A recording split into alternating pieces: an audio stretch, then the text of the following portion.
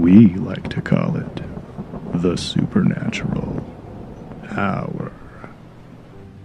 And now, our hosts. So, guess what? Uh-oh. I learned something. Uh-oh. Okay. Oh, This is something that I knew. terrifying. I do. I knew this. You just sometimes don't put things together. Okay. So, I love pirates. Pirates are cool. You could take me to Disneyland, put me on Pirates of the Caribbean first thing in the morning, just leave me there, just like in my own seat with my name on it, maybe a cup holder for a drink, have someone bring me a churro every once in a while. I'd be happy until, they closed. Just come get me. Maybe I'd hop off every once in a while, stretch my legs, and run over to the haunted house, but Pirates of the Caribbean, love it. It's usually the first ride I hit every time I go. Exactly. It's the best one. I've never been there. Oh, we got to get you there. Never been there. Okay. It's the best ride there. Okay. So, I've got a story. Okay. Doc, when he was a kid, Oh no. Oh, yeah. we were like the last people on Pirates of the Caribbean. There were nobody in like 4 or 5 boats in front of us. There was nobody behind us. We're coming up the ramp. They were closing the doors. Doc sees him closing the doors. He's probably 10. No! I was probably 6. And yeah, I was worried we were going to be trapped in there with all those pirates. Jeez Louise. So I have a daughter who's now almost 16, but a few years ago we took her. We had just gotten off Pirates of the Caribbean, literally where we were walking off the boat, and we noticed that the line wasn't very long, so I thought we'll hit it again really quick while we're here. And she asks me on our way from just getting off to get back on, this ride isn't scary, is it? The one you just rode. I was like, honestly, you just got off of it. Kids. Maybe it changes. We don't know. Right. So anyway, the thing I learned was I always, when you envision pirates, you imagine them in the Caribbean, however you Pirates say of it. the... Exactly. Okay. Or sometimes I might, stretch the imagination and put them over in Europe. Somalia. No, cool they're- pirates. Like over in the Mediterranean. They've got pirates in Somalia. but like in For like ever. right. Mean pirates. But we're going to be talking about Blackbeard's ghost, and I didn't put together that they hung out on the Atlantic shore of the U.S. Blackbeard was in North Carolina, for heaven's sakes. I did not know that. I don't know where I thought he was. He was down in like the Bahamas Royal. and stuff too, right? I mean, Yeah, that's kind of where he did most of his stuff down there, but he kind of ended up terrorizing the East Coast for a while. those pirates got around. They did. They had boats. He went from the Ships. West Indies to the Carolinas. So that's getting around. So when I was reading about him, I was like, North Carolina? What? Right? Exactly. I kind of thought the same thing. I didn't really put it with America. We're too innocent to have pirates here. I don't know. Pirates just seem so exotic and cool, and I'm sorry, the East Coast just doesn't seem. So what you're America's saying not is the going U.S. pirates. is like the country of badasses. We had outlaws out west and pirates on the East Yes. Coast. Yes. Exactly. Fair enough. Fair enough. Exactly. So if you go and Google Blackbeard's ghost, you're going to get about 17 sites of the 1968 Disney movie. The documentary. It's not a documentary. Pretty sure it was. I'm pretty sure it was a documentary. You made us watch as children. I remember that a few times. So if you're trying to find the story of the actual pirate, you have to type in his name, and to the best of their knowledge, his name was Edward Teach. And they had a couple different last names. They're not exactly sure when he was born, but they figured it was about like the 1680s. Yeah, and there's a variation on that of Edward Thatch. Right. And there's a couple of others because they're not, like you say, they're not positive on that. But They do know when he died. He died the 22nd of November, 1718, because we'll get there. I was going to say. We'll get there. Let's just jump to the end of this whole Right. segment. Okay. So, but they kind of figure he was about 40 years old is where I was trying to get with that, is he only lived to be about 40. But I mean, for a pirate, that's pretty long. yeah. But he was really interesting because I've heard of Blackbeard. You hear of Blackbeard's ghost. Has anyone in here not ever heard of that before? I think most people have heard of Blackbeard's Absolutely. ghost. Yeah. I always associated with the movie, though, so. Yeah, that's the first thing I think of, too, is the movie. Even it's been ages since I saw that. I think we had to watch it in grade school. See? Documentary. That and Song of the South, so whatever. So if you go to North Carolina, the place that he kind of hung out during this 2-year period right before he died was called, and I'm going to say this very wrong, so if you're from North Carolina and you feel the need to email me and correct me, totally cool. It's called the Ocracoke, Ocracoke. Island? Ocracoke Ocracoke. Island. Yeah, Ocracoke Island. I'm with you. They also call it Teach's Hole, which is located in the Pamlico Sound, which is just off of Springer's Point. So if you're familiar with North Carolina, which I am not, there And you that go. might be Pimlico, And is that but I'm not sure. What did Teach's I Hole? say? Pamlico. Probably Pamlico. Yeah, Pamlico sounds kind of stupid. And like I say, I don't know, but I've heard the term Pimlico before. So was that I when think you you're were right. watching the documentary? I think you're right. I think that was in the documentary. Most likely.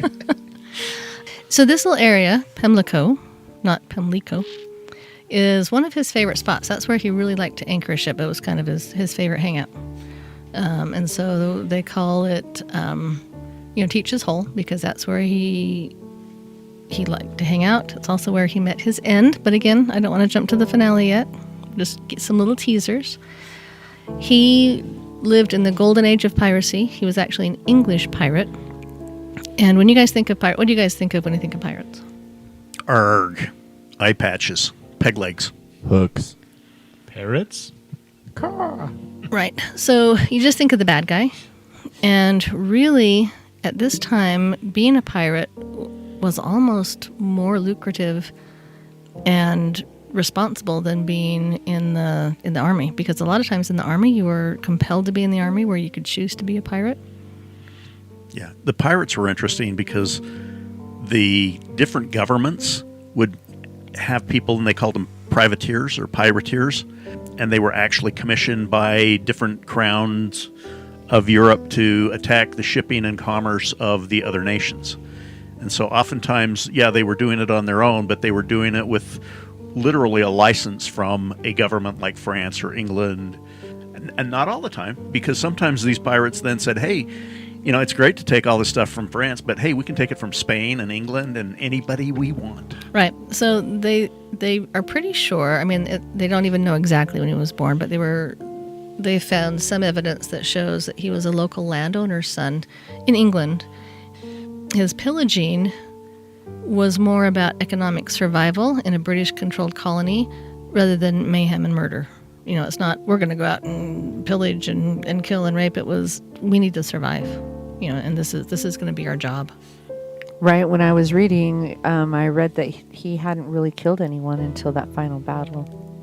Right. That's one of the major things in almost every website that you read was he liked to control with fear, but he didn't necessarily kill many people. Right. He just wanted to be intimidating. Yeah. Right. He maimed. I mean, it says that he would cut body parts off and feed them to the fish and stuff, feed them to the sharks, but he never actually really killed many people until the very, very end. So this is what he liked to do, though. This is pretty awesome. So he's like your quintessential, I think this is who they just romanticized pirates from. He often fought, or just simply showed himself, not even fought, but just, walked out, think Johnny Depp, walked into this big entrance. He wore a big feathered tricorn hat. He had multiple swords, knives, pistols, strapped all over him. It was reported that he would take hemp and lighted matches woven into his beard. I mean, black beard, he had this huge, big black beard. And people would say that when they saw him, he would light that on fire. So his beard would just be like flaming. I would be afraid that your beard would catch on fire. Smoky beard. But a lot of people said that he looked like the devil. And so it was more fear than, oh my gosh, he's going to kill us. When you said to picture Johnny Depp, I was thinking Edward Scissorhands. Wrong movie. Wrong Sorry movie. about that. Wrong documentary. Yeah, but they said, he just had a really fearsome face and the smoke cloud around his head. And he's just like the premier image of a seafaring pirate. Now, when you say like fire around the face, all I think is Ghost Rider and Nicolas Cage. Except the other way around. Rather than a flame head, he's got a flamey beard. So Edward Scissorhands with a beard, but on fire. But on fire. Perfect. Black beard. Boom. Nailed it.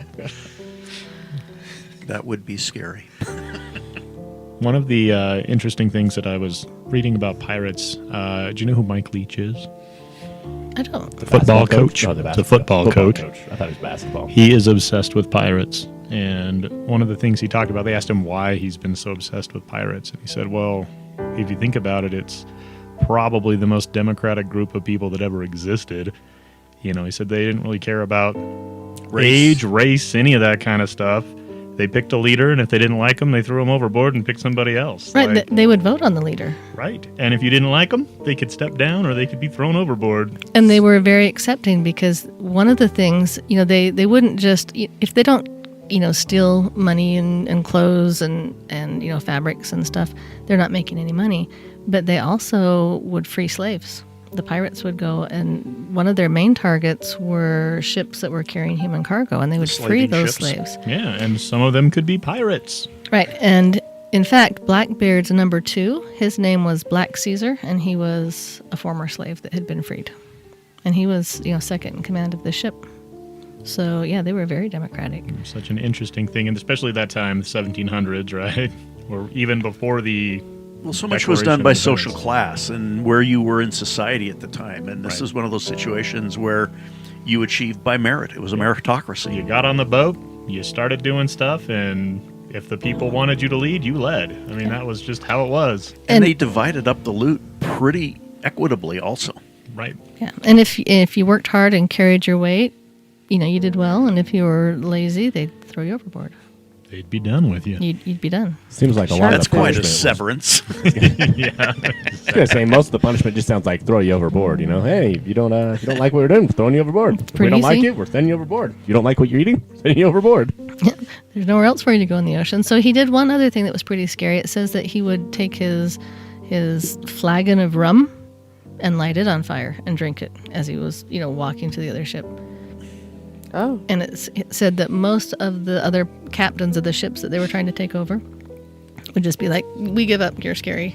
Got a flaming beer, And- drinking Really? fiery rum. We're good. So he's a Well- fire-breathing pirate. Wouldn't even And he had a shoot. reputation for not killing the people, too. And Right. so it's like, okay, I'll give you up my cargo because I'm going to save my life and my crew's life. And Right. If you comply, you will not be killed. Right. I was And hoping that's- you were gonna rhyme there. If you don't comply, you won't. You die. will, You not, will not die. You will not die. If the glove don't fit, you must acquit. From now on, everything has to rhyme. Next time we're doing limericks. Ooh. oh boy. Haiku maybe after that. We're just gonna have like a literature Yeah. theme, a poetry It theme. can just be this episode brought to Welcome you to by the- limericks. welcome to the Literature Hour. Phonics works for me. So he was pretty smart. You know, he was pretty sneaky. There was in the area where he was, they would have watchers that would watch for, you know, ships that were coming in that they could go out and loot. And there was just this narrow little inlet that they could sneak up and down really slick. And so he'd be hanging out at, you know, some pub, and his watchers would come and say, hey, there's a couple of ships coming. And they'd, you know, he and his crew would go sprint out to their, is it a boat or a ship? It's a ship. Okay. Ship. Hop out to their ship, go down this narrow little inlet that no one knew about, apparently, only them, and they could just sneak in and out really quick. And he usually would attack in the dim light of dawn or dusk, where it was harder for his ship to see. And then he would sail under the flag of a country that was friendly to the nationality of the ship that he was attacking until just the last minute, and then he'd switch flags out. And his flag was kind of cool. It was like not just the skull and crossbones. It was like a skeleton on a black field, A white skeleton. white skeleton on a black field, and then it had like an arrow and a heart, a red heart on it. That was his pirate flag, and it was unique to him. I'm still thinking he's only attacking at like dusk and dawn because he's worried people are going to see his flaming beard. It's like, oh, we can't go midday; they won't see it. It won't see it. We're not going to get the. You're not we're gonna not see going to get the the beard. effect. Yeah, the flaming beard at noon is probably going to be a little less dramatic. Hold on, just a sec. Okay, I see it now. It's just smoldering. I don't see the embers. Let's see the smolder. Show us the smolder. I do think it's that idea of not killing people really probably worked to his advantage, though, because he would think if people thought they had nothing else to Right. live for, they're going to fight to the death, right? If they think there's no chance that they're going to be, they're going to escape with their lives. They're going to fight like hell. Or if they go, hey, if we just give up, maybe we walk away from this. Right. Pretty And effective. a lot of people that have kind of studied him and studied pirates say that they believe that the show that he put on, with the massive arsenal, all over his body and the big flamboyant clothes and things, smoldering and lighting on fire, was deliberate to avoid fighting. And, it did say that he cut off pieces of bodies, which is not awesome, but... Yeah, but a show of strength. I mean, exactly. It's that idea of, Teddy Roosevelt, speak softly and carry a big stick. I mean, he had the swagger and he had the thing, and people respected that. And after that, you don't have to do much. Right. It's like he understood that if you had the reputation of being a bloodthirsty murderer, you could actually save the trouble of actually being a bloodthirsty murderer. Yeah, and his ship, the Queen Anne's Revenge, he had got, and then they put like 40 cannon on it. It was one of the best armed ships in the whole, Atlantic at the time. They commandeered a number of these ships. When they do this, the captains would acquiesce and surrender, and then he built literally a fleet of pirate ships. He was a commodore because he had multiple ships under his command. And he was kind of a badass. I kind of liked his attitude. There's a legend that said if he had too much to drink, he would say to his crew, "Come, let us make a hell of our own and try how long we can bear it." But they would go into a ship's hold. They'd close the hatches. They would fill pots with brimstone and set it on fire. And they'd be down there, and pretty soon the men would be coughing and hacking and dying of carbon monoxide, gasping for a very air. dangerous pirate sauna. And everybody would scramble to the top because they're all dying except for Blackbeard. And then when he would stay down there longer than everybody else, and when he finally emerged, he would come up and he would say, "Damn ye yellow bellies." It's blacked out, so I'm imagining he said something else. Says, "I'm a better man than all ye milksops put together." So, I mean, he didn't put up with people being, milksops. Yeah, it's the last thing you want to be. I know. A milksop. So, yeah, if you were with him, you were tough because he wanted that persona of we're tough, we're ruthless. Now, if anyone actually stayed down there longer than Blackbeard, what would have Blackbeard done? Like, that's what I want to know. If he was always If last they one would have coming both out, died from carbon monoxide poisoning. Probably would have lit your beard on They're fire. like, man, they've been down there for hours. What's going on? They're dead. open the door, 2 dead bodies. Oh, what happened? But he did really care for his men.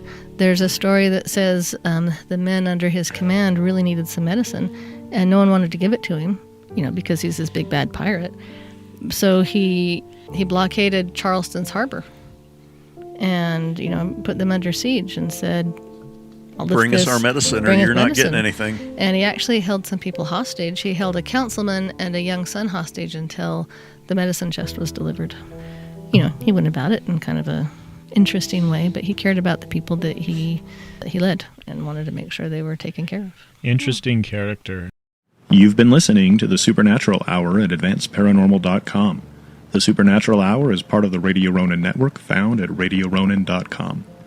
Copyright 2021 by Advanced Paranormal Services.